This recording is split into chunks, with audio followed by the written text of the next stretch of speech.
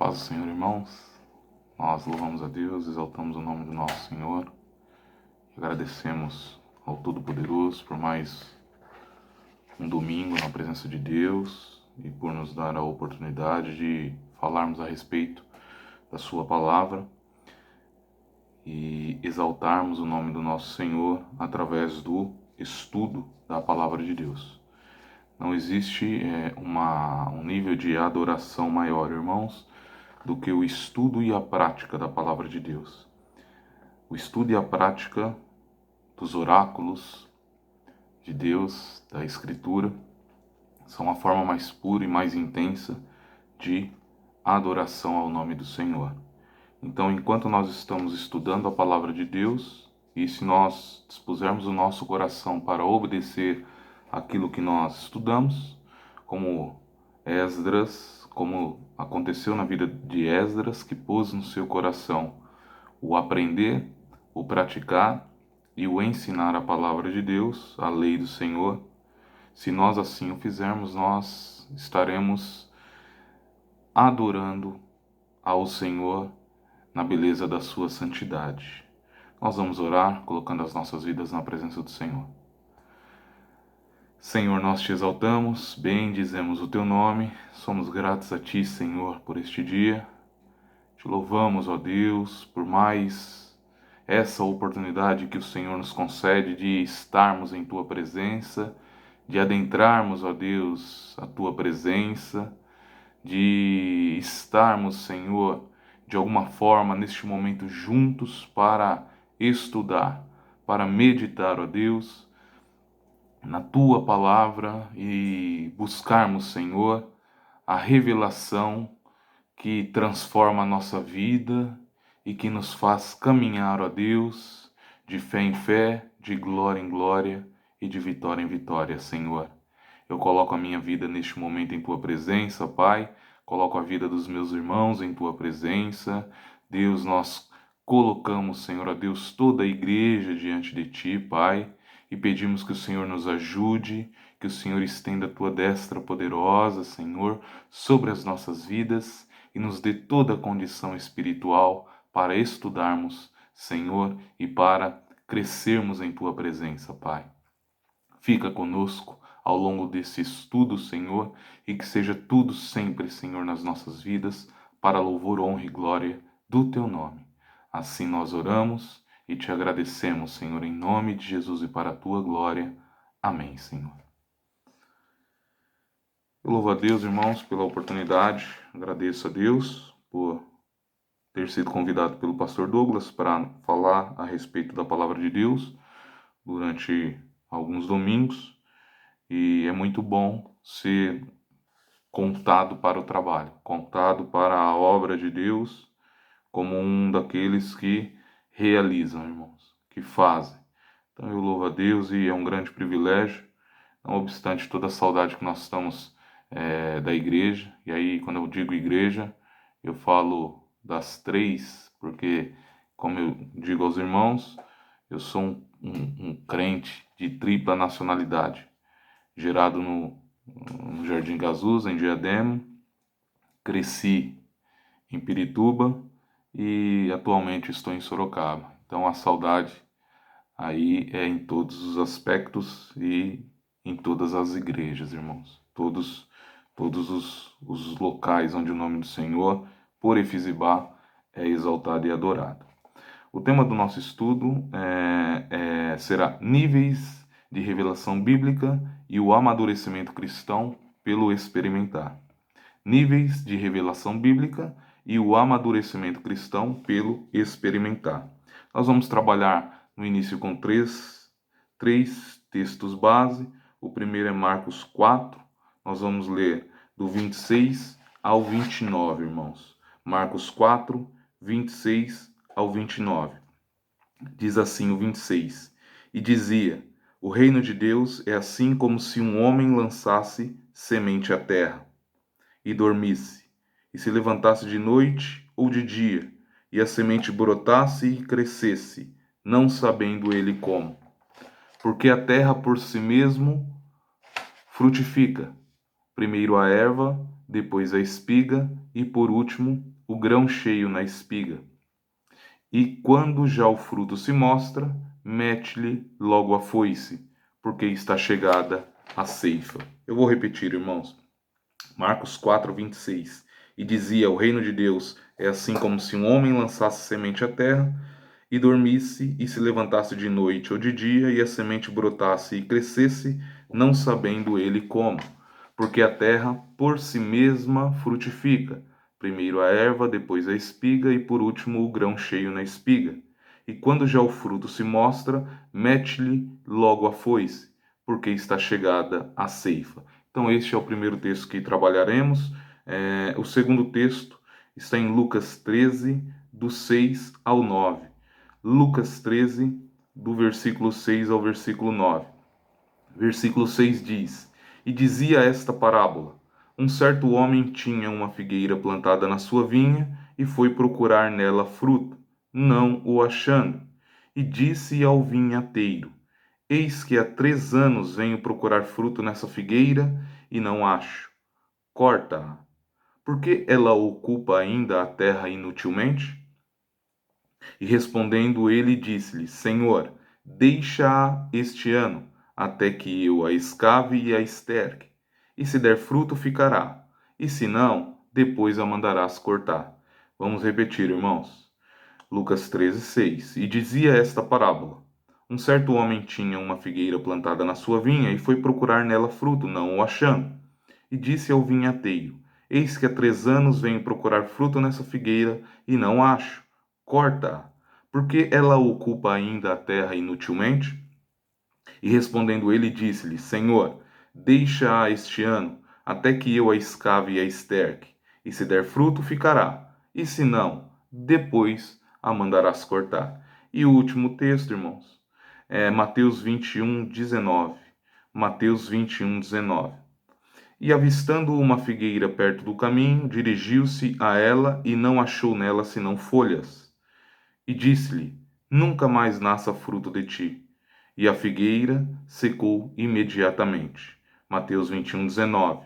E avistando uma figueira perto do caminho, dirigiu-se a ela e não achou nela senão folhas. E disse-lhe: Nunca mais nasça fruto de ti. E a figueira secou imediatamente. Então são esses 3 textos, irmãos. Nós vemos aqui, os 3 têm algo em comum e nós falaremos ao longo da aula. Por que é importante estudar esse texto, os níveis de revelação e o amadurecimento cristão pelo experimentar? Como nós falamos no retiro, talvez uma das maiores dificuldades de comunicação que o homem tem para com Deus é pelo fato de entender que Deus tem uma linguagem pragmática. Nós não falamos que Deus é pragmático, porque nós estaríamos inferindo a respeito de uma característica ou um atributo, e nós não temos autoridade para isso.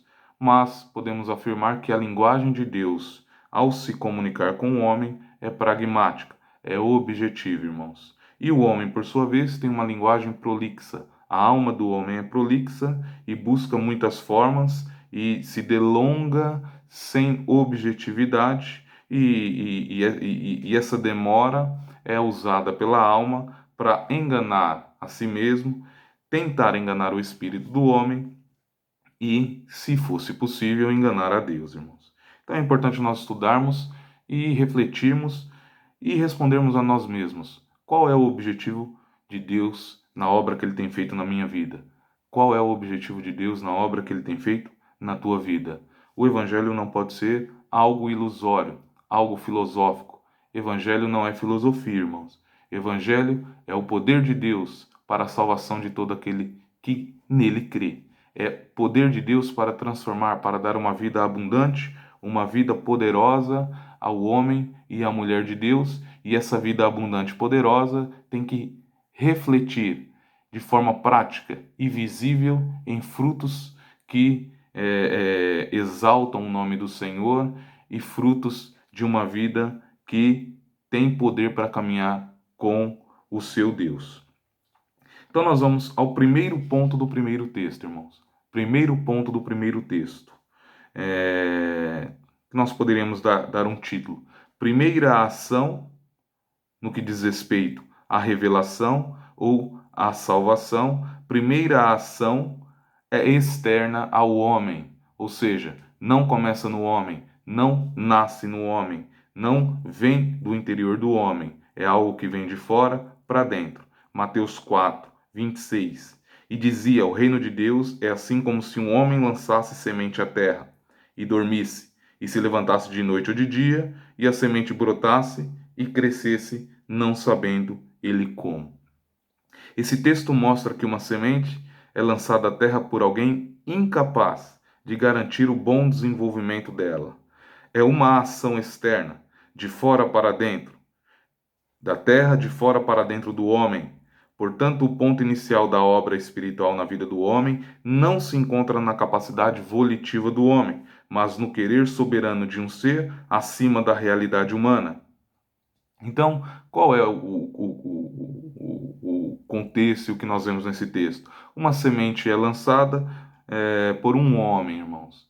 Essa semente é dada por Deus aos trabalhadores, aqueles que trabalham no campo, e de uma forma objetiva, essa semente é lançada sobre a terra, que são outros homens, que aqui é simbolizar, é o símbolo, é a imagem, a figura de outros homens. A terra é o coração do homem. E essa semente lançada de uma forma externa, ela cai na terra e ela cresce sem a ação objetiva daquele que a lançou. Então, o trabalho do pregador, o trabalho daquele que anuncia a salvação de Deus é lançar a semente. Um planta, outro rega, mas Deus dá o crescimento. Então, nosso trabalho enquanto pregadores da palavra de Deus é anunciar a salvação e o poder e as maravilhas que existem na palavra de Deus e na vida com Deus. Mas, uma vez lançada, eu como pregador do evangelho, uma vez que lanço a semente, perco completamente o controle. E aí a questão do crescimento e do desenvolvimento independe de mim. É uma ação que necessita a interação daquela terra que recebeu a semente e do Senhor.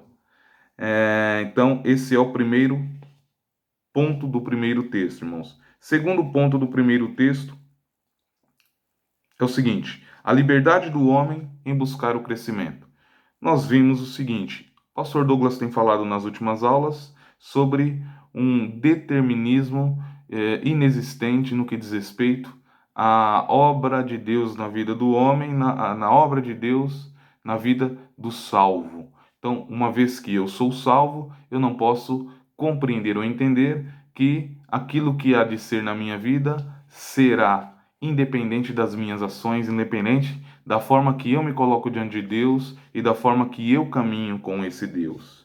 E aqui em Marcos 4, na parte A do versículo 28, Marcos 4, 28, na parte A, diz assim: porque a terra por si mesma frutifica. Ou seja, essa semente é lançada numa terra e a partir daí a terra por si mesma frutifica. O determinismo, como falado nas últimas semanas, também não existe quando o assunto é relacionamento com Deus. Quando a palavra diz a terra por si mesma frutifica, demonstra a necessidade que o homem tem de coparticipação no seu desenvolvimento espiritual, que de certa forma reflete a dinâmica necessária na relação criador-criatura. Então existe uma dinâmica nesse relacionamento entre Deus e o homem, entre criador e criatura. E desde o Éden, após a criação, irmãos, Deus chama o homem para participar de uma forma conjunta da manutenção desse contexto criado por Deus. Se nós voltarmos ao Éden e estudarmos a história de Adão, o que nós vemos? O jardim foi criado, foi plantado por Deus, foi estabelecido por Deus, independente da ação de Adão. Adão foi por Deus colocado naquele jardim. E havia uma ordem clara para que ele cuidasse do jardim e trabalhasse, não para que garantisse o seu sustento, mas uma forma de proteção daquele estado que Deus o colocou. E ali ele poderia coparticipar. Nós vemos, por exemplo, o Senhor dando a ele a atribuição de nomear os animais. Isso é maravilhoso, porque foi dado ao homem essa capacidade de participar de algo que ele não criou, irmãos. Embora não tenha participado no ato de criar, o homem é chamado por Deus. É chamado por Deus num pleno exercício da soberania de Deus, que não tem necessidade e necessita disso, mas ele decidiu chamar o homem para essa participação e Adão então tem a oportunidade de participar nessa manutenção ou nessa continuação do jardim criado por Elohim. Adão foi num certo grau de profundidade envolvido não no ato de criação, mas no de coparticipação na manutenção daquele ambiente que havia sido criado por Deus. Então esse é o segundo ponto. Uma vez que a semente é lançada de forma externa, a minha vida, eu tenho a responsabilidade de buscar esse crescimento e esse desenvolvimento diante de Deus. Terceiro ponto do primeiro texto e fala a respeito de um desenvolvimento espiritual gradual que deveria ser natural na vida do crente.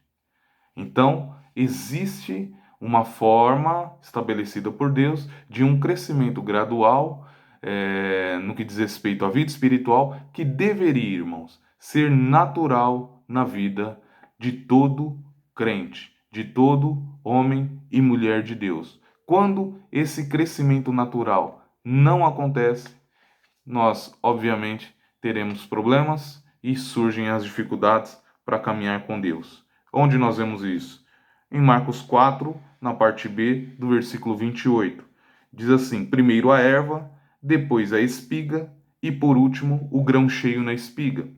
29. E quando já o fruto se mostra, mete-lhe logo a foice, porque está chegada a ceifa. Por fim, vemos ainda a realidade ideal de um franco desenvolvimento dessa semente em 4 estágios: erva, espiga, grão cheio na espiga e a colheita do fruto. E isso diz respeito à vida do homem, irmãos. Há um momento em que nós não, como o Senhor diz em Efésios, separados da comunidade de Israel, alheios aos pactos da promessa, sem esperança e sem Deus no mundo. Esse é o estágio sem semente alguma. A semente é lançada, brota a erva, depois da erva a espiga, depois o grão cheio na espiga e por último a colheita do fruto. A grande pergunta que eu e você devemos nos fazer essa manhã é a seguinte: em qual estágio da vida espiritual nós estamos atualmente? Você está no estágio anterior ao lançamento da semente? Você está nesse momento como erva? Você evoluiu já para uma espiga? A sua vida já demonstra e já tem o grão cheio na espiga? Ou você já está caminhando para o momento da colheita do fruto? De forma objetiva, o Senhor mostra ao homem que a obra por ele iniciada não é um ente estático, inanimado ou regressivo. E aí, irmãos, é algo que nós falamos de uma forma constante. A obra do homem, a obra de Deus na vida do homem, começa na cruz, mas não acaba na cruz. Isso eu digo do ponto de vista salvífico, do ponto de vista desse relacionamento do homem perdido com Deus, debaixo de uma nova aliança. Então, esse relacionamento começa, essa revelação começa na cruz, mas ela não pode permanecer apenas nessa revelação da cruz, que é maravilhosa e, sem dúvida alguma, é o ponto central do Evangelho. Ela não deve permanecer apenas aí, apenas na compreensão de que eu sou um pecador e necessito da salvação. Glória a Deus por aqueles que já entenderam isso e que tem isso guardado no seu coração e por esse motivo se tornou um crente salvo em Cristo Jesus. Mas a revelação não pode estagnar aí. Mostra ainda que a ação do Senhor tem um objetivo, um fim que, assim como o princípio, tem ele como protagonista. E aí a isso podemos acrescentar Romanos 11:36, irmãos. Romanos 11:36.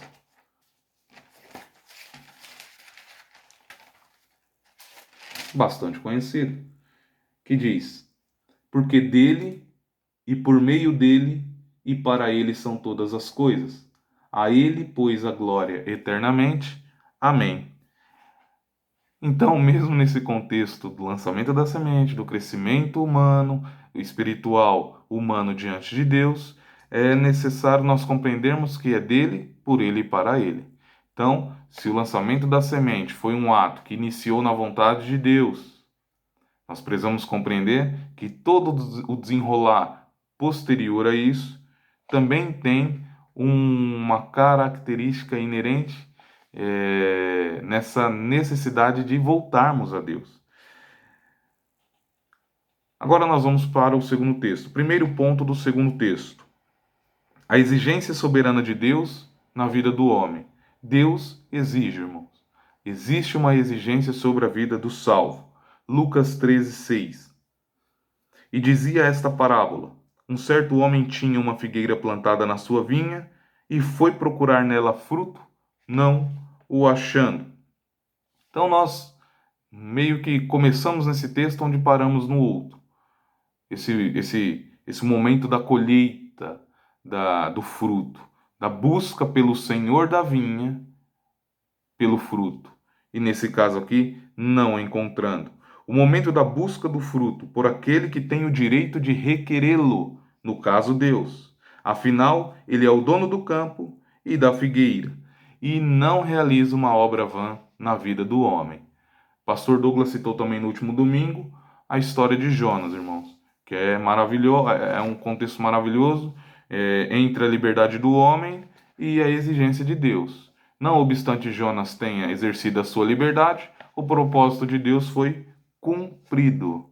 Deus cumpriu o seu propósito sem violentar a liberdade do homem, mas exercendo a sua soberania sobre os elementos da natureza e conhecendo o temor que havia no coração de Jonas. Segundo ponto do segundo texto, irmãos: a exigência de Deus na escala física, humana, de tempo. A exigência de Deus na escala física, humana, de tempo. Nós falamos que Deus é pragmático. Não dá para ficar filosofando com Deus, irmãos. Deus exige o desenvolvimento do homem, e isso dentro de uma escala de tempo. Ele exige o desenvolvimento espiritual humano, e isso dentro de uma escala objetiva. Objetiva. A boa árvore dá bons frutos. A má árvore, maus frutos. Essa objetividade é algo maravilhoso na palavra de Deus, porque é simples. Não tem filosofia. Não tem como nós tentarmos fugir dessa realidade.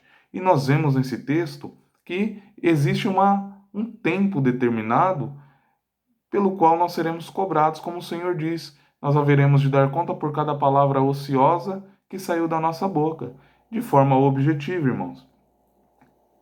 Nada filosófica. Lucas 13:7. E disse ao vinhateiro: eis que há 3 anos venho procurar fruto nessa figueira e não acho. Corta-a, porque ela ocupa ainda a terra inutilmente. Então, óbvio, irmãos, isso aqui é uma parábola, nós não fazemos doutrina baseada em parábola, mas elas revelam, de alguma forma, essa realidade espiritual. Então ele fala aqui de um período de 3 anos, em que o Senhor veio buscar o fruto que deveria ter sido produzido por essa figueira durante esse período, e não achou fruto. E aí ele diz: por que ela ocupa ainda a terra inutilmente? E esse pragmatismo é muito simples, irmãos. Se a árvore não frutifica, ela é inútil. Uma vida que não frutifica, que não traz frutos, que não apresenta frutos dessa obra que Deus fez em sua vida, ela é inútil. Ela não serve. Não tem nenhuma serventia.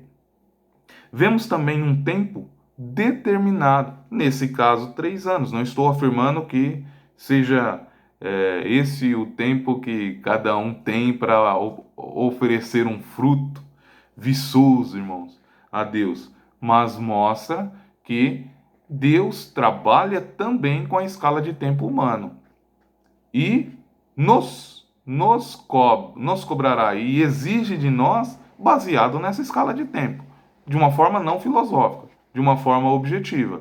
Ei, árvore, você teve 3 anos para produzir frutos. Onde está o seu fruto? E nós vemos nessa realidade que não existia o fruto, irmãos. Terceiro ponto do segundo texto. A ação externa ou a ajuda externa para o desenvolvimento dessa semente na terra tem um limite. Tem um limite, irmãos. Então, por mais que existam homens e mulheres de Deus que exercem o seu ministério com amor e amam as almas, nós, como tais, precisamos compreender que existe um limite para a nossa ação.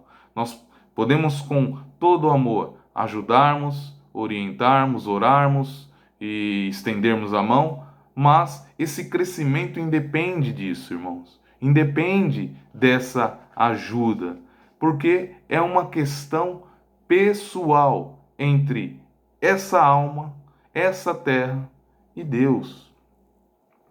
Diz assim, no versículo 8 de Lucas 13: E respondendo ele, disse-lhe: Senhor, então aqui é o vinhateiro, é aquele trabalhador. Ele disse: Senhor, deixa este ano até que eu a escave e a esterque. Então, existe uma cobrança de Deus em relação aos frutos, e esse vinhateiro se coloca como não um intermediador, mas um mediador, pedindo para que o Senhor tenha um pouquinho mais de paciência, porque ele entraria com um auxílio, com uma ajuda para que, quem dera, em mais um ano essa árvore pudesse dar os frutos esperados por Deus. E ele diz, né, deixa este ano até que eu a escave e a esterque, e se der fruto ficará, e se não, depois a mandarás cortar. Nesse texto vemos a ação do Senhor. Nesse texto vemos a ação do servo do Senhor da vinha, por um ato de misericórdia e amor para com a árvore infrutífera, intercedendo em favor da árvore inútil. Viver pela misericórdia, irmãos, é uma das expressões mais pobres do evangelho contemporâneo. Existe uma forma de compreender o evangelho em relação a essa necessidade constante da misericórdia do Senhor.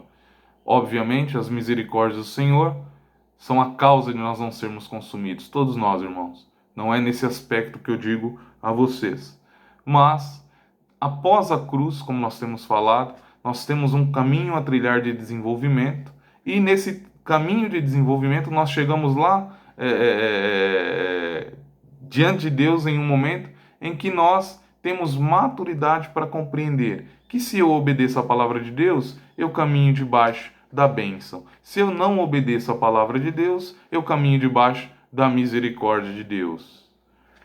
E atualmente parece até que os homens têm um certo desejo de caminhar apenas pela misericórdia,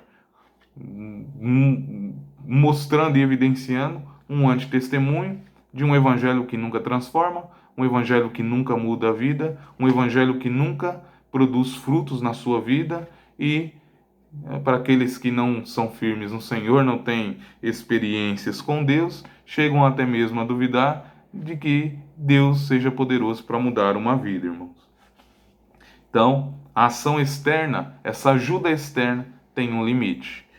É necessário que o homem e a mulher de Deus se coloquem diante de Deus e sejam responsabilizados pelo seu crescimento espiritual.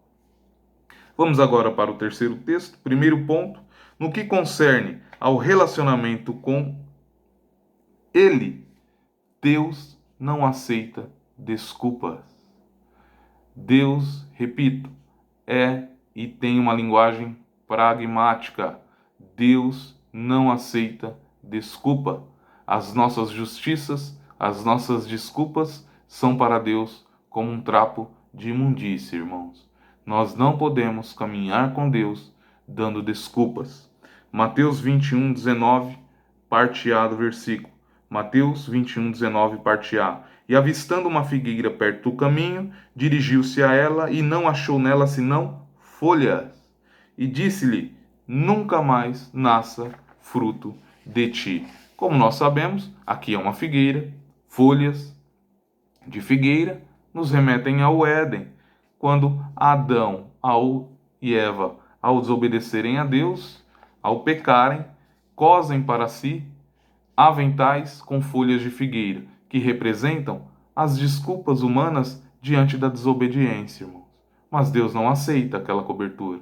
Deus não aceita aquele avental com folhas de figueira. As folhas de figueira representam as desculpas. O Senhor foi à figueira colher frutos e não tinha senão folhas. Não tinha senão desculpas. Não tinha senão uma prolixia do homem, dessa árvore, né, simbolizando a vida humana, para com o Senhor. São as desculpas que não nos levam a lugar algum, irmãos. E na parte B do versículo, diz assim: e a figueira secou imediatamente. Então não tem fruto. Dentro do pragmatismo de Deus, é uma árvore infrutífera, sem serventia, irmãos. Sem serventia, e que não pode ir adiante. Como o salmista diz no Salmo 1, no Salmo 1, versículo 5, os pecadores não permanecerão na congregação dos justos. Quão difícil é para um infrutífero permanecer no meio das figueiras frutíferas. É uma agonia sem tamanho presenciar a abundância e prosperidade, no sentido mais amplo dessa palavra, e ao mesmo tempo padecer a ausência do Criador. Não por sua negativa em misericórdia, não pela negativa de Deus em relação à misericórdia, mas pela incapacidade humana de se sujeitar a essa necessidade inerente de um ciclo de desenvolvimento espiritual diante do Salvador. E já estou caminhando para o final. O desenvolvimento espiritual do homem diante de Deus vem pela experiência, irmãos, pelo ato de experimentar. Então nós falamos que esse assunto que nós estudaremos durante algum tempo diz respeito aos níveis de revelação bíblica e o amadurecimento cristão pelo ato de experimentar. Nós só poderemos crescer diante de Deus se nós tivermos experiências com Deus. Salmo 34:8, muito conhecido, diz: provai e vede que o Senhor é bom, bem-aventurado o homem que nele confia. Na Bíblia judaica, o provai, irmãos, ele é traduzido por experimente. Experimente e veja que Adonai é bom. Abençoados são os que nele se refugiam. Quando nós vamos pesquisar a palavra experimentar no dicionário, então experimentar no transitivo direto, submeter-se à experiência, ensaiar, testar. No transitivo direto e pronominal, submeter a provas psicológicas, morais e ou físicas. O verbo experimentar se refere ao ato de realizar uma experiência para analisar, verificar ou conhecer alguma coisa. Indica também o ato de pôr em prática. É assim sinônimo de tentar, provar, testar, experienciar, vivenciar, analisar, verificar, investigar, realizar e fazer. Então, Provai e vede que o Senhor é bom, irmãos. Precisamos sair dessa forma humana, poética de compreender a palavra de Deus, uma forma poética que não tem problema algum, mas uma forma poética infrutífera, que não produz frutos, que fica apenas na letra. Provai e vede, experimente, coloque em prática as palavras de Deus, a lei do Senhor na tua vida, para que você veja que Deus é bom. É isso que a palavra está dizendo. Coloque em prática. Tenha experiências com Deus.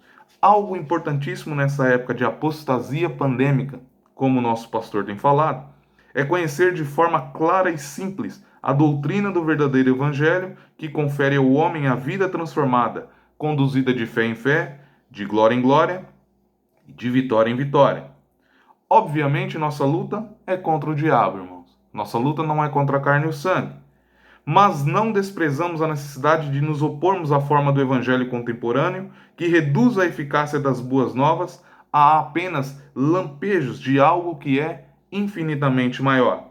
Evangelho é desenvolvimento, é crescimento, é o florescer do novo homem para uma realidade acima do terreal. Nós precisamos compreender que o Evangelho conduz o homem para uma realidade acima do terreal. Então, essa é a introdução das aulas, irmãos, que teremos nos próximos dias. Nós precisamos compreender que a escala de conhecimento bíblico é diferente da escala de revelação bíblica. A revelação vem pelo conhecimento e pela prática. Eu posso ter conhecimento e não ter prática. Eu posso conhecer a palavra de Deus, posso conhecer a letra e não praticar. A revelação bíblica vem quando nós unimos o conhecimento com a prática. E nós precisamos buscar os níveis mais profundos de revelação bíblica, não no sentido de segredos da palavra de Deus, que isso também é maravilhoso, mas não nesse sentido. Os níveis de revelação bíblica na prática diária do Evangelho na minha vida. E nós usaremos aqui uma abordagem relacionando isso, esse desenvolvimento, com o Pentateuco, com os 5 livros de Moisés, irmãos. E passaremos por Gênesis, Êxodo, Levítico, Número e Deuteronômio. Nós mostraremos que, se nós olharmos essa história, né, começada em Gênesis e indo até Deuteronômio de uma forma aérea, panorâmica, nós veremos que isso representa exatamente o progresso que deveria ter na vida do homem. Então, por exemplo, Gênesis, nós veremos criação e liberdade, queda e ida para o Egito, o que nada mais é do que o início da escravidão. Êxodo, falaremos sobre o extremo do homem, libertação e alegria da salvação. Levítico, chamados para uma obra, santidade. Números, dependência e experiência com Deus. Deuteronômio, memória, constância e a verdade do Evangelho impregnada em nossa vida. Como foi falado pelo pastor Léo na última quarta-feira, no culto de oração, falando a respeito dessa compreensão do santuário. Onde está isso, irmãos? Deuteronômio. Quando o homem compreende essa importância do santuário, quando ele chega num nível de maturidade espiritual, comparado, se nós colocarmos nessa escala de revelação, a Deuteronômio. Quando nós falamos essa escala, eu peço aos irmãos que não se atentem para a escala cronológica no que diz respeito ao tempo, mas uma escala cronológica no que diz respeito à progressão da revelação aos judeus, irmãos. Amém? E aí, se nós pegarmos os nomes originais dos livros, Bereshit, no princípio, Shemot, nomes. Então, nós pegarmos Êxodo, no princípio, falaremos como inicia essa história dessa revelação de Deus na vida do homem. Shemot, nomes, são os escolhidos, aqueles que o Senhor tira, eleição. Vaikra, que é a primeira palavra do livro de Levítico, chamou. Então, nós fomos eleitos e para quê, irmãos? Chamados para uma obra. Bar, Midbar, números. Depois nós somos eleitos, chamados para uma obra, compreendemos o que é santidade, aplicamos, né, essa busca pela santidade, nós entramos no deserto nessa dependência com Deus, irmãos. E Devarim são as palavras. Primeira palavra do livro de Deuteronômio no hebraico são as palavras. Começa com isso. Essas são as palavras. Então nós veremos isso nas próximas semanas. Que o Senhor nos abençoe e que nós possamos crescer na graça e no conhecimento. Nós vamos orar, irmãos. Senhor, nós te exaltamos, bendizemos o teu nome. Te agradeço, Senhor, por estes momentos que falamos a respeito da tua palavra. Peço que o Senhor abençoe o nosso dia, Senhor. Nós consagramos a nossa semana a ti. Deus, permaneça conosco. Usa, Senhor, o teu servo à noite para falar as nossas vidas. Abençoa-nos, Senhor. Ó Deus, dá-nos uma semana abençoada, Pai, que nós possamos sentir a Tua presença nesse dia, o dia do Senhor, para que o Teu nome seja exaltado e glorificado sobre as nossas vidas, Pai. Te louvamos e exaltamos em nome de Jesus e para a Tua glória. Amém, Senhor. O Senhor abençoe os irmãos tenham um domingo abençoado e que estejamos, irmãos, mais tarde na presença do Senhor, unidos num só Espírito, exaltando e glorificando o nome do Senhor. Um grande abraço a todos e deixo-vos a paz do Senhor. Amém?